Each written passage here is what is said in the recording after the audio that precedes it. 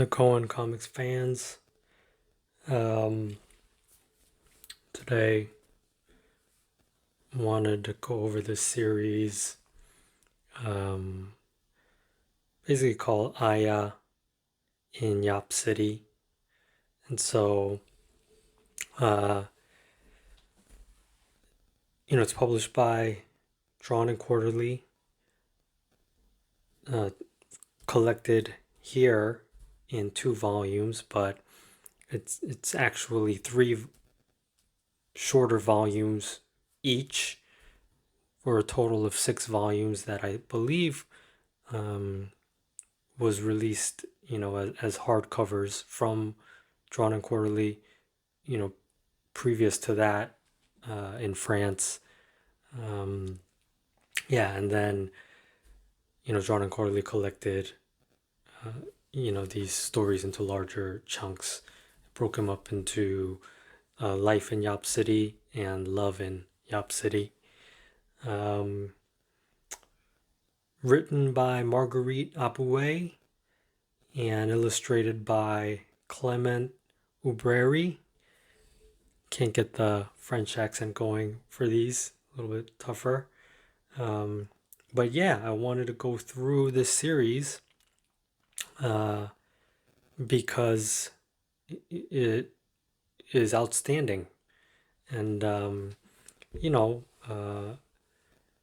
I'm pretty late to it. I believe the first volume might have been released somewhere like 2009, something like that. And so, good 13, 14 years, after this started coming out, I somehow randomly found it. I'm pretty sure through Oubrerie's art somewhere that I saw. And so, yeah, I really enjoyed his art style, and then looked into kind of, what else he's illustrated. And this was a big series that popped up. And, if anyone follows this channel and has seen kind of my previous videos, you know that I'm a huge fan of Love and Rockets, particularly the Locust stories by Jaime. And, I guess, you might kind of classify those types of stories as slice of life. And that's basically what you're getting here. And in that sense, there's a story that's extremely well written, extremely well illustrated, just great cartooning. And so really wanted to highlight it and go through, give anyone that hasn't read it, a look at what you can expect. But yeah, so, first volume is Life in Yop City. It really is just centered around Aya, but more a village in Ivory Coast in Africa, late 70s, early 80s. And yeah, there's like a few families in this town, village, where we're just kind of, taking a look at what life was like in the Ivory Coast, in the late 70s, early 80s. And, the storytelling here, this type of book, here's a tough thing is when you start, you're introduced to, a ton of different characters. And so, early on, it gets kind of, I don't know if frustrating is the right word, but it's easy to kind of give up just because, or give up or not start just because, oh man, I have to learn, who everyone is, what are all these characters. So there's that kind of like investment that's necessary.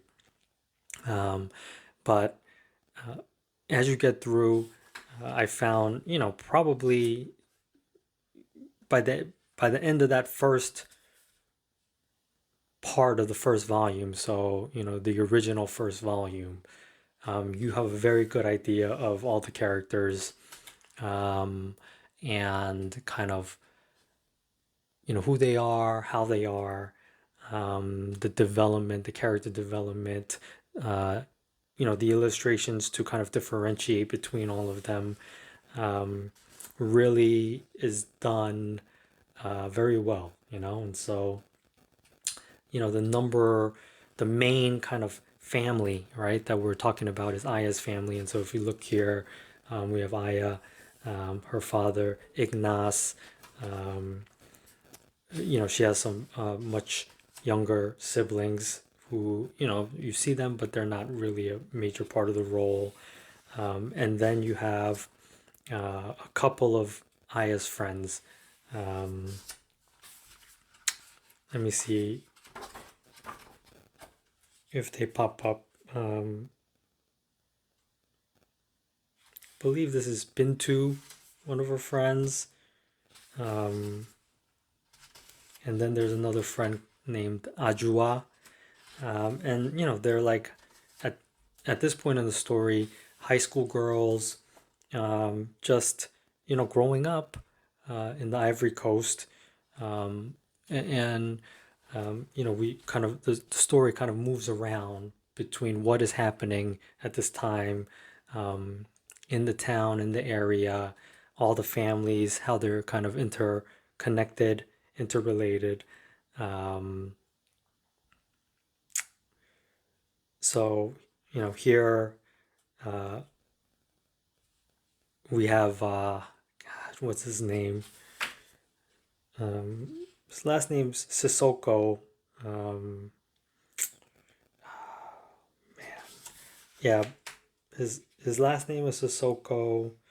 Um, but he's basically like the richest guy in the area, and so um, he's Ignace's boss. And you kind of get a taste of some of the wealth inequality that was there in the Ivory Coast at this time.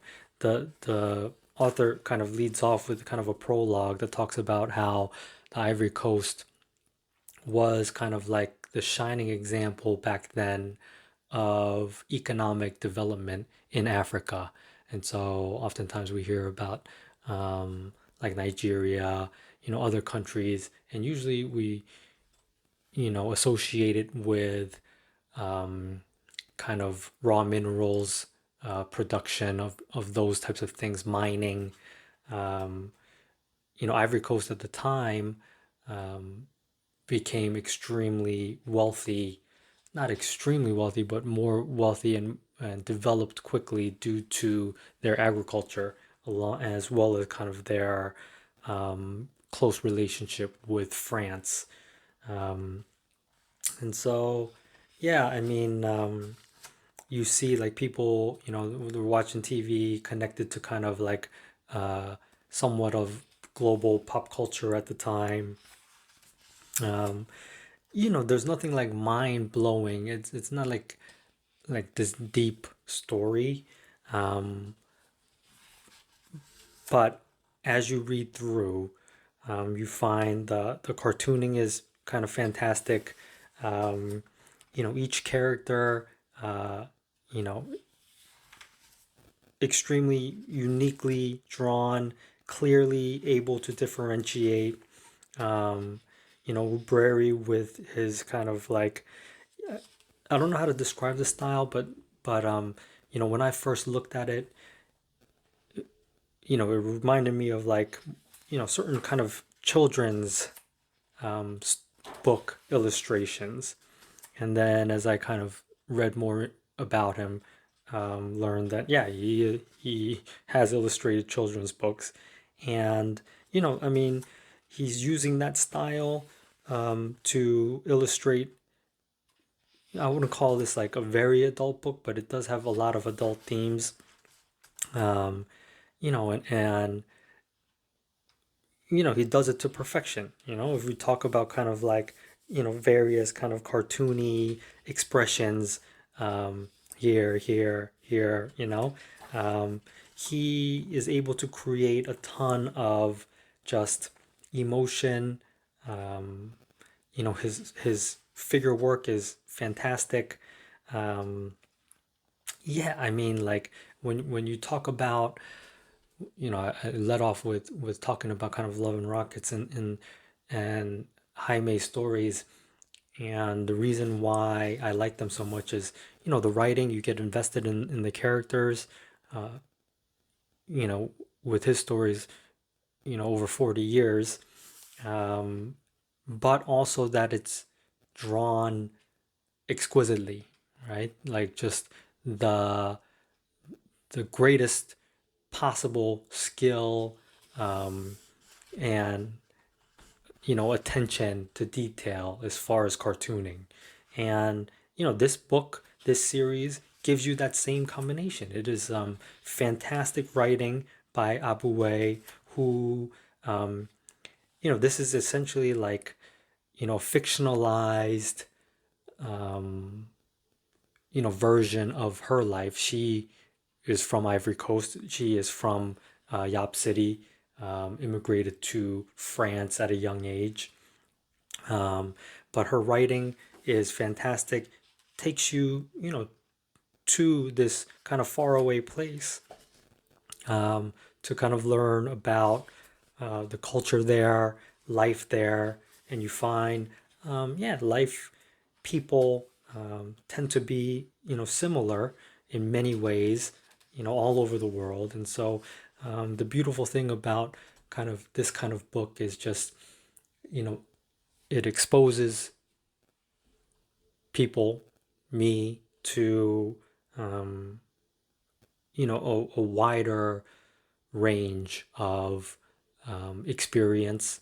And yeah, I mean, that's just, I think that's a beautiful thing. And so, yeah, you'll find just there's kind of like, yeah, I don't want to go into a ton of detail as to like the plot, the various plots, because it moves around, but is essentially, um, uh, the way I can describe it is like a sitcom. It's like a situational comedy with some seriousness involved, illustrated to perfection. And so the first half, um, of the series that's out is really just, I us introducing, or the authors introducing us to all the characters, seeing the development, seeing Aya and her friends kind of grow up.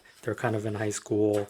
The various relationships kind of develop. Um, this character, his name's Hervé. He's like a cousin of, I believe, Ajua, and he starts out as this kind of like dumb kid, um, that kind of just does whatever people tell him to do, and Aya, uh, looks out for him. She's kind of Aya is like the smart, um, girl of the village that everyone kind of goes to when there's problems, and kind of listens to, and she obviously, um, leads, in a lot of different ways, but she takes kind of Hervé under her wing, kind of, and just pushes him to be better, pushes him to do more, and yeah, he ends up, kind of learning and working, at a mechanics, and ends up realizing that, hey, he has like an incredible skill for it, and ends up becoming more and more successful, as the owner, um, is kind of getting older, has to retire. He ends up taking over and doing a very good job. Um, we kind of deal with teen pregnancy, um, Ajua, partying a lot and then and ending up having a baby. Whose kind of baby is it? Um, yeah, I mean, it's just like a lot of drama, um, a lot of fun characters. Um, yeah, and then each book kind of ends like, you know, it ends with kind of like a summary, like a fast forward, right? Of like, oh, what is happening? Oh, and then I guess you continue on, but it's just a very cool way to kind of end where it seemed like as maybe they were writing, they could have ended it there and let the reader kind of extrapolate, hey, what's going on? But then they happen to get back together. I believe the Abouet and Oubrerie are a couple. They're married, um, and you know they decided, hey, let's continue the series. Um, and so the second volume, um, you have the characters kind of getting older, continuation of the things that they were talking about. This character, um, Innocent, he ends up, going to France. He looks like Michael Jackson here, and that's on purpose. He's, Michael Jackson kind of style. Um, he was a hairdresser in the village, a gay guy, and in that village, they're just unfamiliar with that whole concept. Um, a lot of people, don't realize because they just don't expect, um, to see someone that's gay. He feels kind of, um, I guess restricted and ends up leaving for France where he thinks he might be able to be more open, um, free. And so it's just like, his one of the kind of, threads that we see is him, traveling there. And there's just a ton of comedy, um, and how he kind of assimilates into France, how it's different from Yop City, and how it's also very similar. But um, Aya is grown up. She's gone to university now. Yeah, I mean, and then ends up having to deal with kind of various issues, related to society back then in the Ivory Coast. It's in this book you'll find it's a very male chauvinistic society, which I would think you would expect in late 70s, early 80s, almost anywhere, but Ivory Coast. And yeah, the females um, have power, obviously, in the sense of relationships, and, how they may always have had in history, but overall as a society, the men really control most of what's going on. There's a lot of things like having multiple wives, or um, you know being semi acceptable to have an affair, or have affair and have children. These kind of subjects come up. And so and how when you're richer, have more wealth, you're allowed more leeway in a variety of ways, have more power within government, things like that. um, but yeah, I mean, it touches on a lot of kind of those types of issues, uh, not in like the most serious way, but I think it was fun to kind of tackle all those things um, in a society that's 50 years in the past, right, from now. And so it's just an interesting kind of story where there's enough there where you become invested in basically every single character here. Even like I wouldn't say that there's villains, um, but there's characters, I guess, that are supposed to be less. You're not supposed to necessarily be on their side. But I think by the end of it, and as you go through it, you become invested in every single character and can see each character, both their flaws, both their positives. Where there are no real villains. You see, even the kind of semi bad people, their humanity. Um, yeah, and it's kind of like you just don't want the story to end. And so I read the first volume, and then I ordered the second volume, and while I was waiting for this one to come in, it was just like, damn, what do I do? I was reading another book. I ended up actually starting a very highly acclaimed book from this past year, Zoe Thorogood's It's Lonely at the Center of the Earth. And yeah, I mean, it was a good book. But as soon as the second volume came in, I stopped what I was doing with that book and had to rip through this whole thing, like probably in 2 or 3 sittings.